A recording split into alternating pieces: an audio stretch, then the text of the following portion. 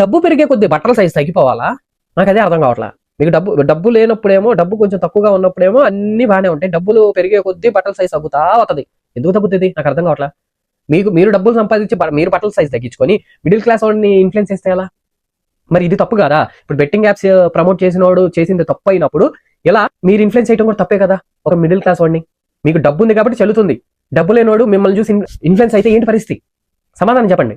అవ్వద్దు అట్లా అవ్వకూడదు. మేము చెప్తాం, అది ప్రజల ఇష్టం. చూస్తే చూస్తారు, లేకపోతే లేదు. అదే ఇన్ఫ్లుయెన్స్ అవుతారు లేకపోతే లేదు. అది మాకెలా అవుతుంది అది అని చెప్పి అన్నారా? మరి అలాంటప్పుడు పోలీసు వాళ్ళు కూడా మిమ్మల్ని వదిలేయచ్చు.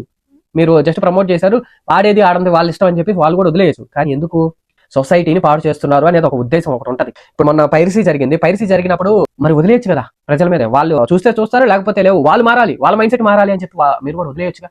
మరి మీరెందుకు వదలట్లేదు? వాళ్ళు పట్టుకుంటున్నారుగా, అసలు అంటే పాయింట్ని పట్టుకుంటున్నారుగా, మెయిన్ పాయింట్ని పట్టుకుంటున్నారుగా, ప్రజల మీద వదిలేయకుండా.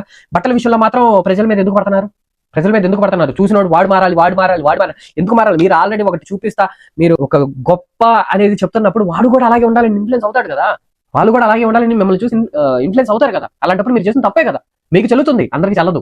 అలాంటప్పుడు ఏం చెప్పాలి? ఇప్పుడు smoking is injurious to health అని చెప్పేసి వేస్తారు అక్కడ, తాగేటప్పుడు కానీ సినిమాల్లో కానీ అక్కడ వేస్తారు. అలాగే మీరు కూడా ఇంకా నెక్స్ట్ నుంచి ఏదైనా బట్టలు వేసుకున్నప్పుడు ఏదన్నా మాకు చెల్లుతుంది, మాకు డబ్బులు ఉన్నాయి, మాకు అన్ని ఉన్నాయి కాబట్టి మేము వేస్తున్నాము, అందరూ ఇన్ఫ్లుయెన్స్ అవ్వమాకండి అని కూడా మీరు కూడా వేయండి. ఇంకా అంతే. మరి ఏంటండి స్వేచ్ఛ? ఏంటండి బట్టలు ఇప్పుకొని తిరగడానికి స్వేచ్ఛ? మరి మగాడు కూడా అట్టగా బట్టలు ఇప్పి చూస్తారా మీరు? మా మీద రివర్స్ లో కేసులు వేస్తారు.